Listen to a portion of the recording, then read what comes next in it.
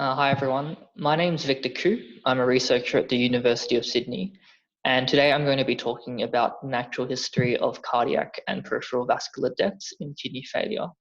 So this is an Australian and New Zealand cohort-based study. So to start with a bit of background, kidney failure, or KF, is a chronic medical condition that refers to advanced loss of kidney function. So in other words, the capacity of kidneys to filter waste from blood is greatly decreased. In the long term, these patients often require some kind of kidney replacement therapy, that is, dialysis or kidney transplantation, in order to stay alive. Cardiovascular disease is common in patients with kidney failure. For instance, in 2018, it was the leading cause of death in Australian and New Zealand kidney failure patients. Management of cardiovascular disease in kidney failure is different, and strategies often differ from general populations. Guidelines for treatment strategies are often inconsistent and lack a strong evidence base. For example, we know that kidney transplantation improves survival, but guidelines for cardiac screening, transplantation eligibility, and secondary prevention strategies vary internationally. Further insights into the natural history of cardiovascular disease would help inform care and help with shared decision-making processes, such as communicating risk with patients. They would also help in research planning and health service provision. Our aims were therefore to characterize cardiac and peripheral vascular death across the natural history of kidney failure, that is, over the period of follow-up from treatment up till death. We also wanted to understand how factors such as comorbid cardiovascular disease, treatment modality, and calendar year would impact on mortality rates. So we did this using ANS data, which is a clinical registry that contains information on all kidney failure patients who undergo kidney replacement therapy in Australia or New Zealand. This registry provides information on patient demographics, medical comorbidities, treatment modality, and their cause of kidney failure. So we then linked these patients with their respective national death registers. So Australian patients were linked to the National Death Index using probabilistic linkage, and this was based on full name, sex, date of birth, and date of death. Meanwhile, New Zealand patients were linked to the Mortality Collection Database, and this was done using deterministic linkage based on a unique identification number. Each of these registers provides the underlying date and cause of death as ICD-10-AM codes. So the ICD system is an internationally standardized classification of cause of death that allows us to generalize our data with international cohorts. We were then able to calculate mortality rates from cardiac and vascular death stratified by various demographic and clinical factors. We were also interested in looking at how cardiovascular disease status affects outcomes post-transplant, such as rates of graft failure and death. We developed a multi-state model which examined probabilities of patients occupying various transplant and death states over time. So overall, our study included over 60,000 patients, over 380,000 person years. There were 7,551 deaths from cardiac and vascular causes out of 34,000 deaths in total. That is 22% of all deaths were from cardiac and vascular disease. The median age of our cohort was 59 years at treatment start, and the majority of our patients were male, of European ethnicity, and initiated kidney replacement therapy after 1995. So this graph here shows rates of cardiac and vascular mortality in dialysis patients over time from treatment. The graph on the left shows time across the first year of treatment, whereas the graph on the right shows the first 15 years.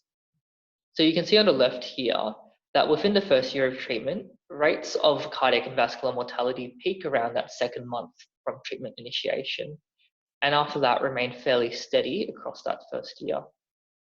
Beyond the first 12 months, rates then gradually increased with time to a maximum at around 6 years from dialysis initiation, before then declining over time. Comparing this to transplant patients, we see quite a different temporal pattern. So in the first 12 months of treatment, transplant rates start out high in that first month post-surgery and then decline quite rapidly to a low level in that first year. Beyond around 3 years of treatment, mortality rates from cardiac and vascular disease then increase gradually over time. So these graphs again show patterns of cardiac and vascular death in dialysis patients, but now stratified across calendar year. So on the right, we can see that mortality generally increases with time, as it decreases from the pre-1995 patients in the dark green to 1996 to 2005 in the yellow, and then from 2006 onwards in the light teal. On the left, there's a bit more of a mixed pattern. So there's a lot of crossing between those three lines, indicating that there's little improvement over calendar year in those first few months of treatment. So this suggests that despite overall improvements in outcomes over time, we should be taking a closer look at preventative strategies to reduce deaths in those first few months of dialysis. The results in transplant patients are encouraging, with mortality improving with calendar year across all stages of follow-up.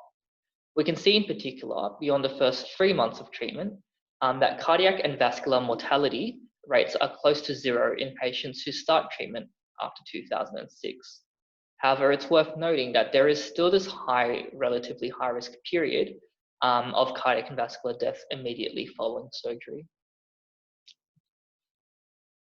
So this here is a graph showing graft failure rates in post-transplant patients. So the yellow line here shows patients with comorbid cardiovascular disease compared to the dotted green line in patients without those medical comorbidities.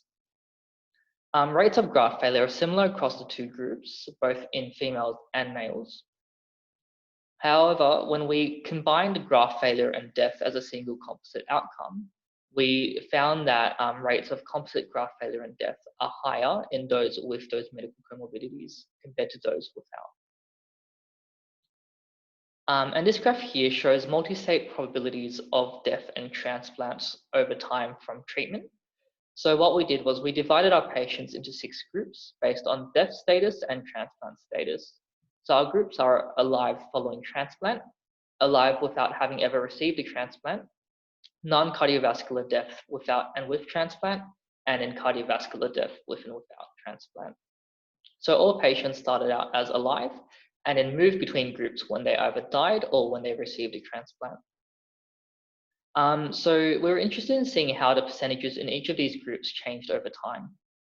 Cardiac and vascular death is shown here in orange, and this occurred in 2% of patients at 1 year from treatment, approximately 9.5% at 5 years, and 15% at 15 years. Cardiac and vascular mortality post-transplant, shown here in the dark orange, was less common, occurring in only around 2% of patients by 15 years. The proportion of living transplant recipients, shown in the dark green, increased across the first 8 years of treatment, and at 15 years, over 80% of living patients had received a transplant. By this time, a majority of patients had died from non-cardiac and vascular causes, as shown here in the yellow. So to conclude, despite improvements over time, cardiovascular death is still a common cause of death in kidney failure. This is especially true in the first few months of treatment, which represent a high-risk period for cardiac and vascular death, both in dialysis and transplant recipients. More research is required to help improve cardiovascular disease prevention strategies and preemptive kidney transplantation, which may improve outcomes especially in new patients with kidney failure. Multi-state probabilities are a useful tool that can be used to inform clinicians and patients about the likelihood of cardiovascular outcomes, and can therefore improve shared decision-making processes and guide future research and service planning. And I'd like to thank the following organizations for their support. Thanks a lot.